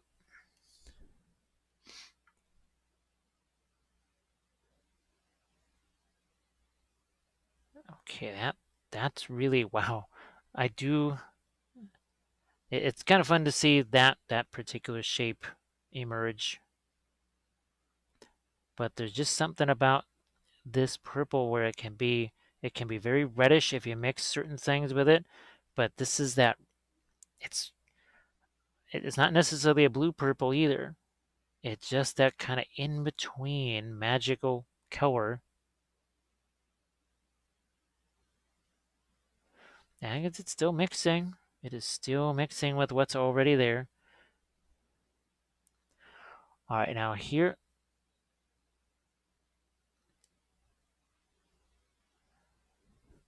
you can see look at how much of the dark color got into that. So we go back over here, we get our fresh stuff.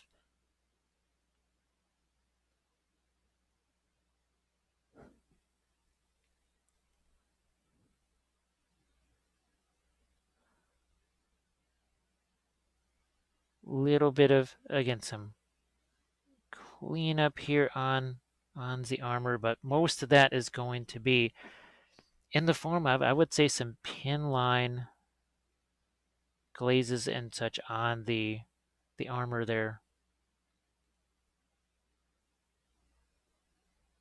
The helmet, that's just something we'll have to also, again, another sort of pin line wash on that. Wow, that really, that, as I look at those, I made a big old difference there.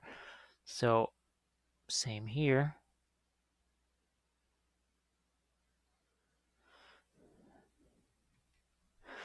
So, think of this. Okay, let's say you don't do any of the interference stuff. None at all. None whatsoever. Even that, just a couple, one more hit of lighter stuff on this with the purple, and I think poof. Yeah, or you do that and then you just throw some kind of a bluish glaze into it, whatever. I think there's an awful lot of ways to get that sort of maximum. I mean, look at that right there. See how quick that was to get the maximum effect out of a minimum time slash effort. Now this one here, that's okay. What the heck? We'll hit it with this, and I'll just show you real quick here what we are thinking about with something like that little bit of a glaze. Let me find a brush here. There's my purple here. We're getting this nice and then down.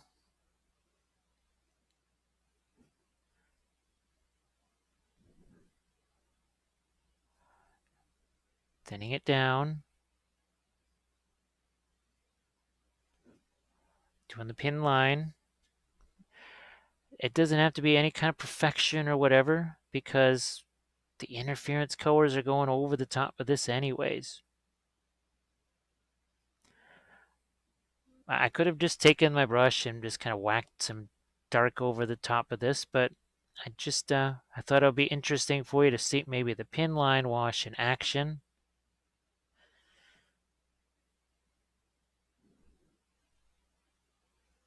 Yeah, look at this. And this is just one of those triple zeros. One of those poor man's Series 7. I'm also going to hit the cloth here real quick with that. And I'm going to come back to him. Come back to that guy later on here.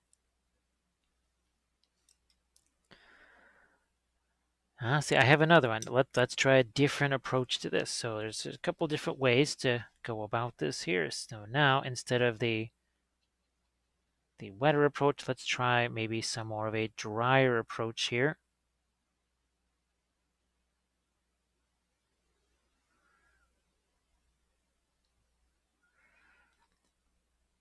I always try to give you options. I try to present you with more options instead of just, wow, it's got to be this way. You have to do it this way and only this way. Well, really, there are more ways of doing things.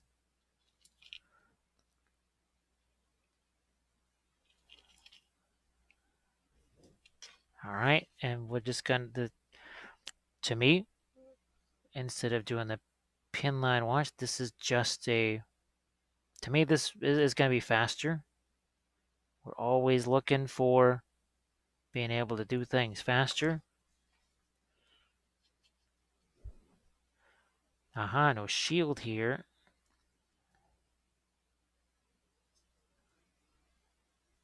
But we will give him his shoulder pads. We'll get some purple on this thing.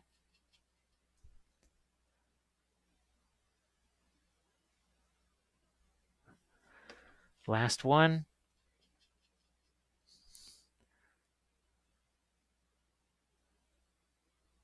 So we're just hitting this with our darker purples so that we can go back in with our lighter purples.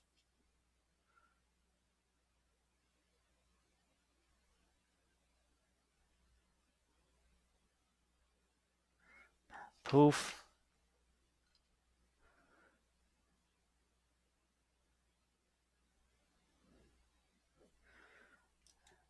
Lighter purples.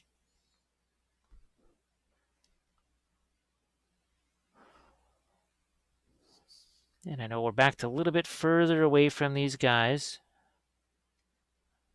Oh, I can. Never mind. There we go.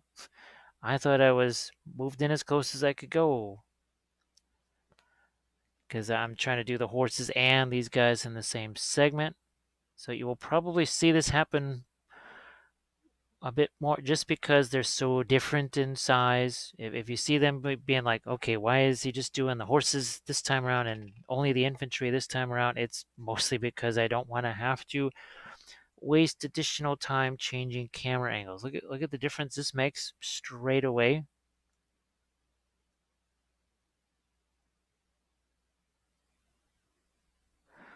But we only go so far with that because, well, we would like our interference blue to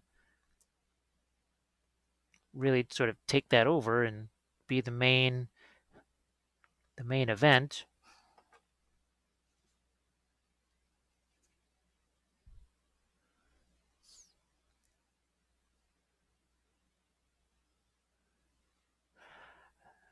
So one of the you're gonna see what's weird is you're gonna see an awful lot of blue, I think, at the start of the next episode because there's the little gemstone things that we've got to do. There's the obviously the armor stuff that we want to do,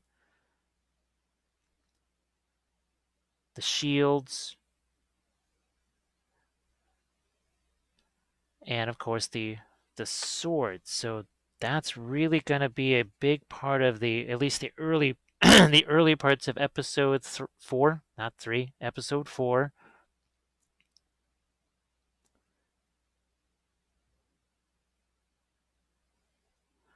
And then episode 5 will be a lot of the stuff on the bases, some of the more decorative things, your final highlights, trying to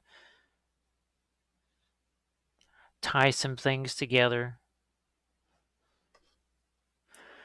But I'd have to say there would be an awful lot of folks that would be very, very happy if they could just show up, spend 2-ish hours, do this, let it dry. Well, obviously let it dry, and then show up at their local game store, whatever, and drop these guys down.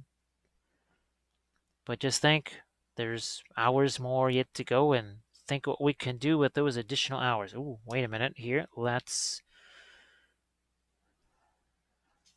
just gonna look for. I'm just gonna take this here.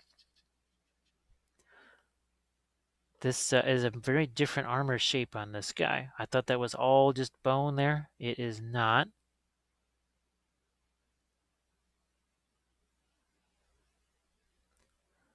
Okay, good enough. A little bit of my white here.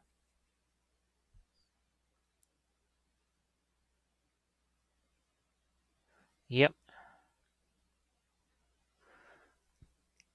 Now I think we did do a little bit of gold in some trim areas that weren't necessarily trimmed with, well, something that was bone. Wow, look at look how I picked up that darker color.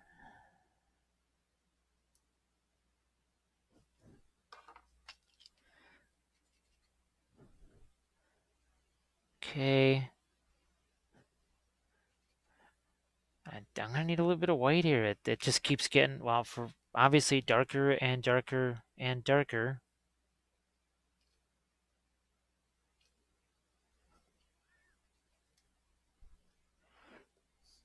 And now let's just toss a wee touch of our lighter purple over that.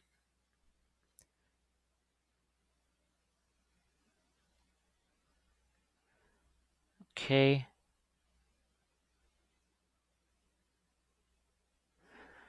Now we'll get these guys out of the way and let's go back to our two horsemen here.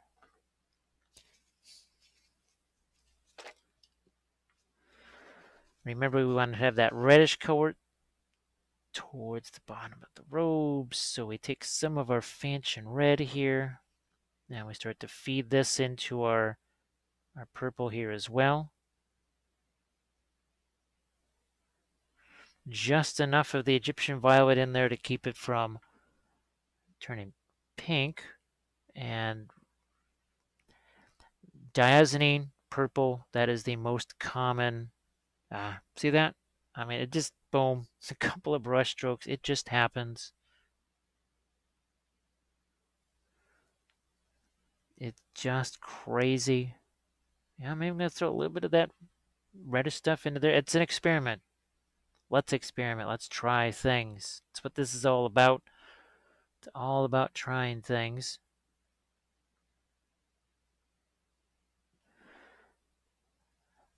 This looks like it's lighter. Believe me, it is not lighter. It's maybe like value 4. Yeah, it's a mid-tone. Not a highlight, it's a mid-tone. Just speaks to how effective we were in establishing our our darks, which pre-glaze darks, all about that, all about dim darks.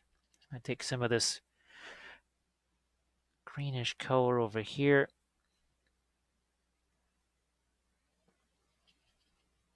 Another area that I just somehow went missing.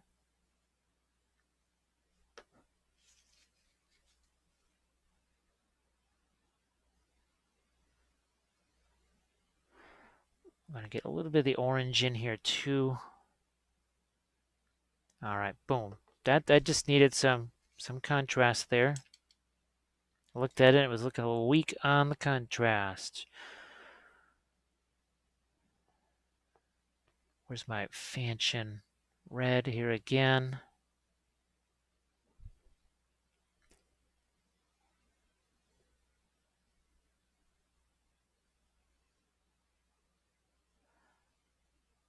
And it's mixing. You only have to look at the brush to see that, well, that right there is mixing. Look at that, a little more pink, magenta-ish, whatever, find its way under there. All right, this side, cloth.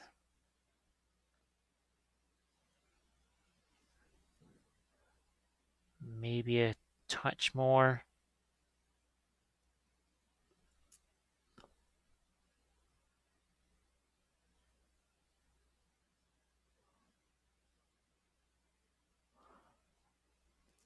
So this is not what we really did on the color test figure. I just want to see what this, giving that a little touch of pinkishness is going to do. And it's really not it's nowhere near an intense pinkish color either. I mean, it can be so much more magenta, whatever, than what we've got here.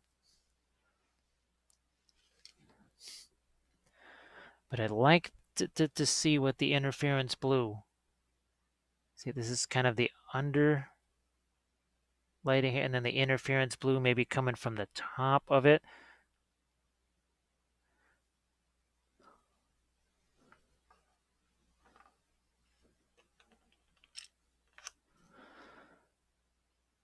And I'm going to have to use I think a smaller brush to get at just some of these parts of these little, well, shreds of clothing there.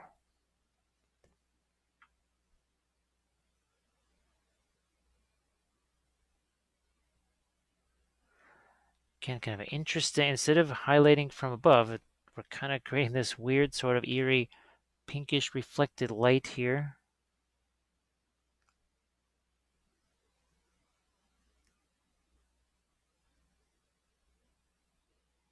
Which, I mean, you know, bone guys running around with swords doing stuff should be kind of eerie anyways.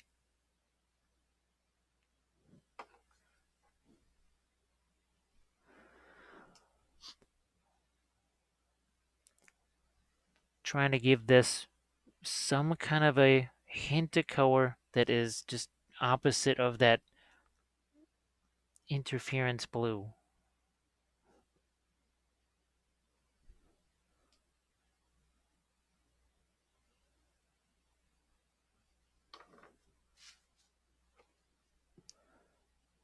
I don't know if I really want to go that much lighter, because that could be a problem.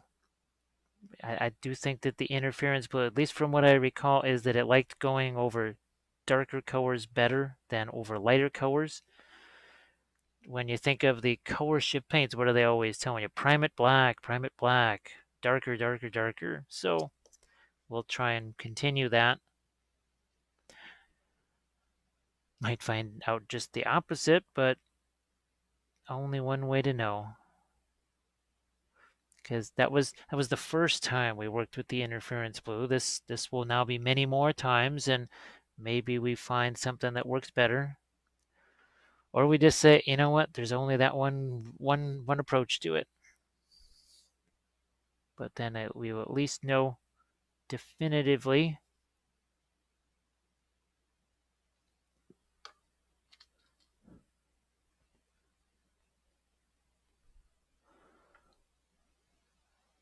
And again, you could say we're dragging it this way,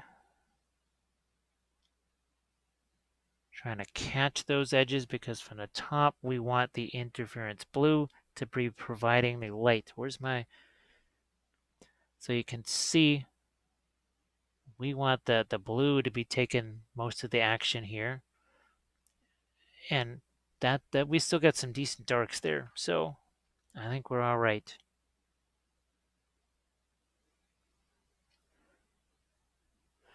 So that next episode, that these kind of gemstone type things, the interference blue, the sword blades, probably stuff on the bases too.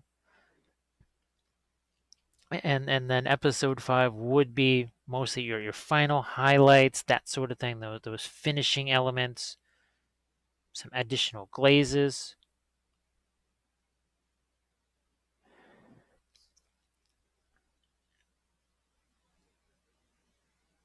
Okay, I'm gonna go back to the horses here, and I might try to go just a pinch lighter.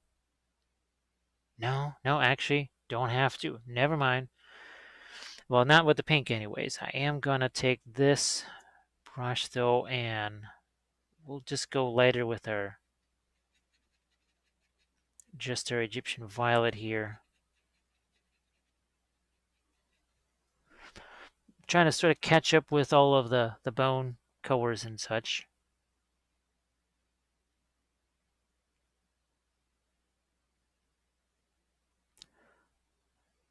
So I'm not gonna mess with that at all. I'm gonna wait there at this point, and you can see how we're not actually highlighting that whatsoever.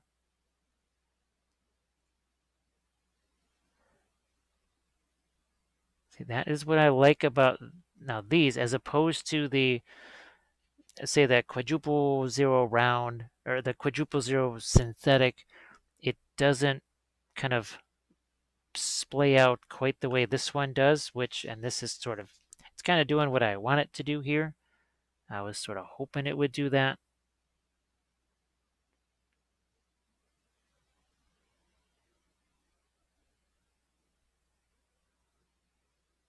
Okay, let's get our next guy over here.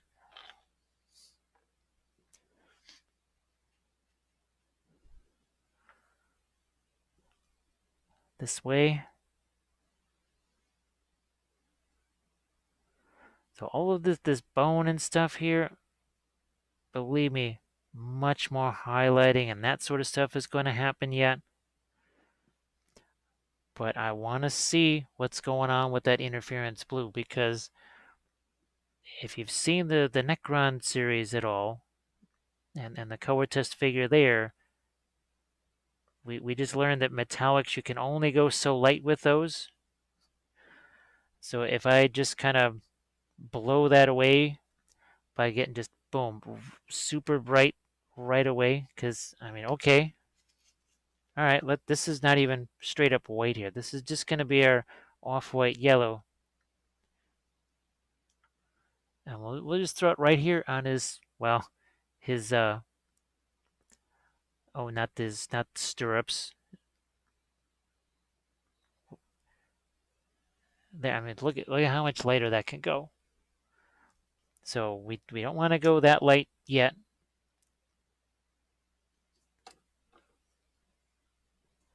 You know, I'm going to go one more step on the cloth here. Couple of areas, that's it.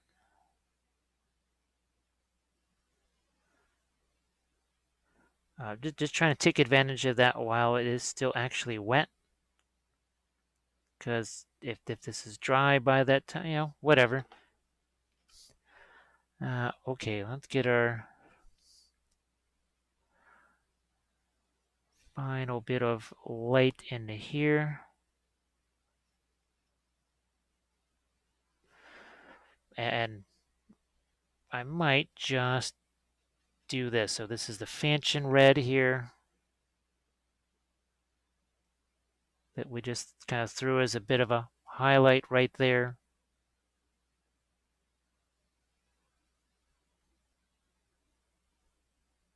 It was a little bit of a mix. We got this horse over here.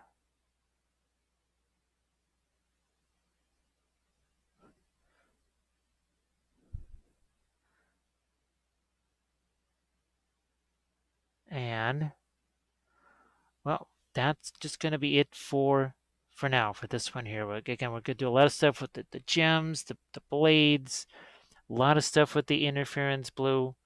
So I think that's going to be fun. I hope this was fun too. I hope you've already learned a lot. And like I said, I think a lot of you would just be totally comfortable with taking this and letting it dry and putting this out on the table just as is. So thanks again, everybody, for supporting this level, all the pledge levels. It really means a lot to me to be able to do stuff like this again. So I will catch you guys on episode 4, where we really put the interference blue into action.